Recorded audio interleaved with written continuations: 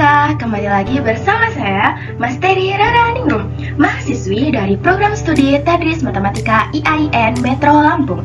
Pada kesempatan pagi hari ini, saya akan membawakan tema mengenai bangun ruang sebagai tugas mata kuliah Kapita Selekta SLTP untuk memenuhi tugas ulangan akhir semester.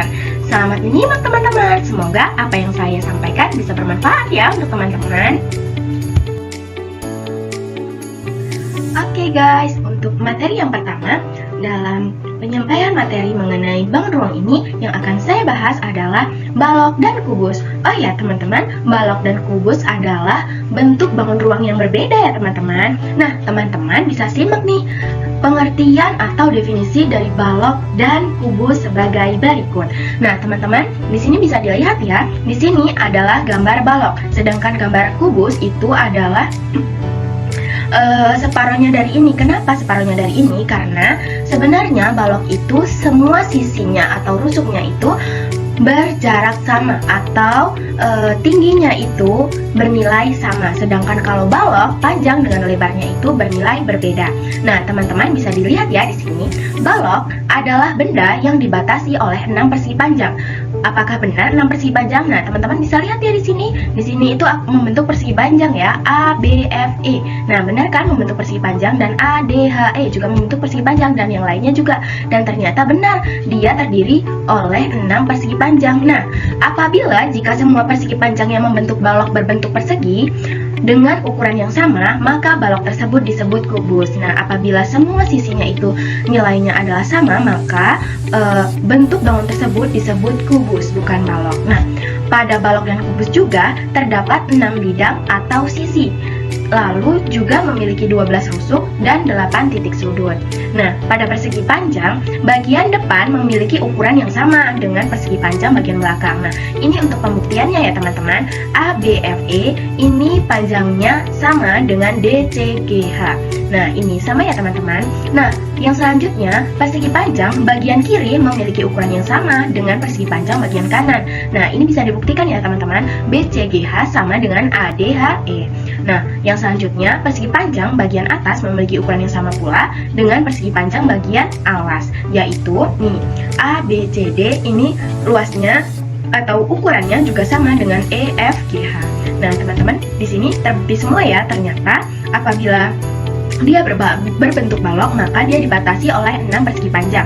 Dan apabila dia berbentuk persegi, maka ukuran setiap bangun yang membatasi itu adalah sama.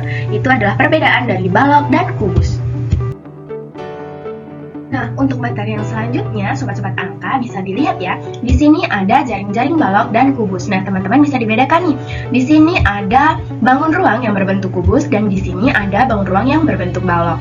Nah, untuk jenis dari jaring-jaringnya sendiri juga berbeda ya teman-teman tentunya. Karena apa? Karena bentuk dari bangun ruang balok dan kubus ini sangat berbeda secara signifikan. Karena apa? Karena ukuran dari bangun ruang ini sangat berbeda, karena ketika bentuk dari balok ini ukurannya memiliki semua sisi yang sama, sedangkan kalau balok itu tidak bernilai sama. Makanya di sini jaring-jaring dari balok dan jaring-jaring dari kubus berbentuk berbeda. Jika dari sisi balok, dia untuk sisi panjangnya itu ada 4 sisi dan sisi pendeknya ada 2. Dan sedangkan untuk yang jaring-jaring kubus itu semua sisinya berbentuk sama dengan ukuran yang sama juga. Jaring-jaringnya bisa kita bentuk dengan menerapkan dari bentuk sisi-sisi ini. Apabila kita bedah, itu bentuknya akan bisa menjadi seperti ini maupun seperti ini. Dan contoh dari penerapan jaring-jaring kubus itu ada yang berbentuk seperti ini. Jika dilipat, maka akan membentuk menjadi sebuah bangun ruang yaitu kubus. Dan ini juga sama saja, ketika dilipat juga akan membentuk sebuah bangun yaitu bangun balok. Nah, untuk yang selanjutnya ada garis dan bidang istimewa pada balok dan kubus, sobat-sobat angka. Nah, pada balok dan kubus ternyata memang ada ya garis dan bidang istimewanya. Nah, di sini teman-teman bisa lihat ya, sobat-sobat angka semuanya, rusuk merupakan potongan garis yang membatasi sisi balok atau kubus. Selain itu, kita juga mengenal garis-garis istimewa lainnya, yaitu ada diagonal sisi, diagonal ruang, dan diagonal bidang. Nah, mungkin kalau teman-teman semua mengenal rusuk itu mungkin sudah sangat familiar ya, karena rusuk itu gimana sih rusuk? Tunjukin sih bagian rusuk itu di mana. Nah, ini rusuk tuh bagian AE, EF, terus EG ini adalah bentuk dari rusuk. Nah, sedangkan diagonal sisi itu yang bagaimana? Nah, diagonal sisi itu contohnya seperti ini. Dari B ke G ini adalah contoh dari diagonal sisi. Lalu ada contoh dari diagonal ruang. Bagaimana sih contoh dari diagonal ruang? Contoh dari diagonal ruang adalah ketika dia menghubungkan dari bidang sisi yang berbeda ke bidang sisi yang lain nih. Misal contohnya di E ke C. Dia kan bentuk bidang sisinya berbeda ya. Kalau E itu ada di bidang sisi ADHE, sedangkan C itu ada di bidang BCGF. Nah, makanya kenapa ketika E disambungkan dengan C, dia membentuk suatu diagonal yang disebut dengan diagonal ruang. Yang selanjutnya ada diagonal bidang, teman-teman. Contoh dari diagonal bidang sendiri apa sebenarnya? Nah, bedanya tadi kan diagonal sisi dia menghubungkan dari titik sisi yang sama ke sisi yang sama pula. Lalu kalau diagonal ruang itu menghubungkan titik sisi yang berbeda ke sisi yang lainnya. Kalau diagonal bidang itu sebenarnya juga sama, yaitu menghubungkan sisi bidang yang sama ke bidang yang sama pula. Nah, contohnya itu seperti apa? Contohnya HF ke BD. Nah, ini kan menghubungkan di satu bidang yang sama ya, menjadi bentuk bidang BDHF. Nah, itu adalah contoh dari garis dan bidang istimewa pada balok dan kubus. Sobat-sobat angka semua, selanjutnya kita akan membahas mengenai luas permukaan dan volume balok dan kubus. Nah, teman-teman, di sini disediakan gambar jaring-jaring dari sebuah kubus. Nah, jaring-jaring sebuah kubus tadi sudah kita bahas ya di slide sebelumnya. Nah, di sini tersedia nih ukuran-ukurannya. Ada yang ukurannya 3 cm, 4 cm, dan 5 cm. Nah, di sini kita diminta untuk menghitung luas permukaan dari balok tersebut, karena di sini kan membentuk jaring-jaring sebuah balok ya, teman-teman, bukan kubus. Jadi kita disuruh untuk mencari luas permukaan dari balok ini. Nah, rumus dari luas permukaan balok sendiri itu adalah 2 dikali panjang kali lebar ditambah dengan luas dikali tinggi ditambah panjang kali tinggi. Nah, ini adalah rumus dari luas permukaan balok. Nah, teman-teman, luas permukaan sendiri itu dibedakan menjadi 3 jenis, yaitu ada luas 3 jenis persegi panjang. Ada luas atas dan bawah, luas depan dan belakang, luas kiri dan kanan. Nah, di sini kan kita disuruh untuk menghitung ya luas permukaannya berapa. Maka kita hitung nih, karena kita tahu bahwa di balok itu ternyata ada terdiri dari 3 jenis persegi panjang, yaitu ada atas bawah, depan dan belakang, kiri dan kanan. Maka kita hitung dengan bagaimana cara menghitungnya. Nah, cara menghitungnya nih, kita tinggal kalikan semuanya dengan 2. Semuanya dikalikan 2 dulu, lalu dikalikan dengan sisi-sisinya semua. Atasnya mana? Ini atas, ternyata nilainya adalah 5, dan bawahnya berapa? Bawahnya 4, berarti tinggal kita kali aja, 2 dikali 5 dikali 4, hasilnya adalah 40 cm, dan selanjutnya juga sama. Nah, ketika nilai luas atas dan bawah, depan dan belakang, kiri dan kanan semuanya sudah terhitung, kita tinggal jumlahkan luasnya. 40 ditambah 30 ditambah 24 sama dengan 94 cm kuadrat. Nah, maka luas permukaan dari balok tersebut adalah 94 cm kuadrat. Nah, jadi begitu ya teman-teman cara untuk menghitung luas permukaan dari sebuah balok. Nah, untuk yang selanjutnya kita akan membahas mengenai volume balok dan kubus. Nah, untuk volume balok sendiri itu rumusnya berbeda ya dengan volume kubus. Nah, untuk volume balok sendiri itu rumusnya adalah panjang dikali dengan lebar lalu dikali dengan tinggi. Sedangkan volume dari balok itu, volume dari kubus itu adalah sisi apa ini teman-teman? Kalau 3 namanya sisi kubik atau sisi dikali sisi dikali sisi. Nah, volume suatu benda sendiri itu sebenarnya adalah ukuran untuk menyatakan besarnya ruangan yang diperlukan bagi benda tersebut. Nah, untuk yang selanjutnya teman-teman, kita akan membahas mengenai luas permukaan dan volume prisma.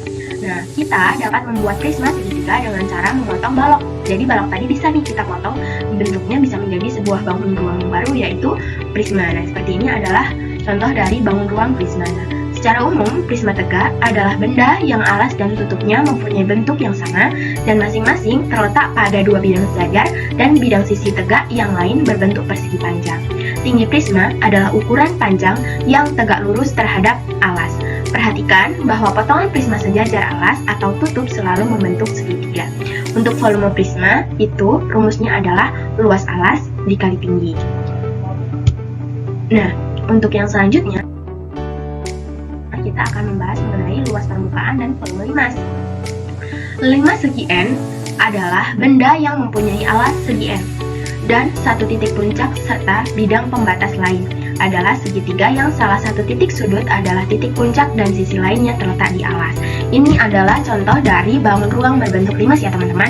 Ini adalah titik puncaknya dan ini adalah bidangnya membentuk segi 4 yang di bawah ini. Nah, ini adalah contoh dari penerapan bangun ruang limas. Ini adalah contoh dari piramida Mesir ya teman-teman. Kalau misalnya ingin melihat secara nyata bentuk dari bangun ruang limas itu seperti apa. Nah, untuk volumenya sendiri itu adalah sepertiga dikali dengan luas alas dikali tinggi. Nah, untuk yang selanjutnya kita akan membahas mengenai tabung teman-teman. Nah, tabung ini seperti ini ya bentuknya. Kalau di dunia nyata itu berkaitan dengan tabung Regen misalnya. Nah, itu bentuk tabung. Tabung itu seperti ini ya bentuknya. Nah, ini adalah tutup tabung, ini bentuk bagian ini adalah semut tabung, dan di sini ini adalah alas tabung. Nah, luas permukaannya itu adalah luas alas ditambah luas tutup ditambah luas selimut tabung, atau sama aja dengan 2 dikali luas lingkaran ditambah luas persegi panjang. Nah, untuk volume tabung sendiri, apabila dengan jari-jari atau tinggi, maka volumenya itu bisa kita hitung dengan cara yaitu luas alas dikali tinggi saja, atau bisa saja dengan volume sama dengan pi r kuadrat dikali T. Nah, untuk yang selanjutnya kita akan membahas nih, untuk bangun ruang yang selanjutnya adalah kerucut teman-teman. Nah, kerucut ini sering teman-teman jumpai mungkin pada acara tumpengan ya teman-teman, kalau secara nyata yang bisa kita lihat. Nah, ini adalah alas kerucut teman-teman, dan ini di sini adalah sumbu simetrinya. Lalu yang ini adalah selimut dari kerucut. Kerucut sendiri disusun oleh lingkaran-lingkaran yang makin lama makin kecil dengan pusat lingkaran terletak pada garis tegak lurus lingkaran besar. Ini ya teman-teman. Nah, untuk yang selanjutnya ada ini masih berkaitan dengan kerucut lagi ya teman-teman. Jika diketahui apabila kerucut berjari-jari R dan tinggi T kemudian dipotong sepanjang garis pelukisnya, maka akan terbentuk juring lingkaran. Nah, ini apabila dia dipotong tutupnya ini, maka dia akan membentuk suatu lingkaran nih, seperti suatu juring nih, ini ya. Ini. Nah, maka panjang garis pelukisnya itu bisa kita hitung dengan cara S sama dengan akar dari jari-jari kuadrat ditambah dengan tinggi kuadrat. Nah, untuk yang selanjutnya itu ada luas juring dari OAB. Luas juringnya itu bisa kita hitung dengan cara panjang busur AB per keliling lingkaran dikali luas dengan lingkaran, atau sama aja dengan 2 pi r per 2 pi s dikali pi s kuadrat sama dengan pi r dikali s. Jadi luas selimut kerucut adalah pi dikali r dikali s. Jadi luas permukaan kerucut sama dengan pi r dikali dengan s ditambah dengan r.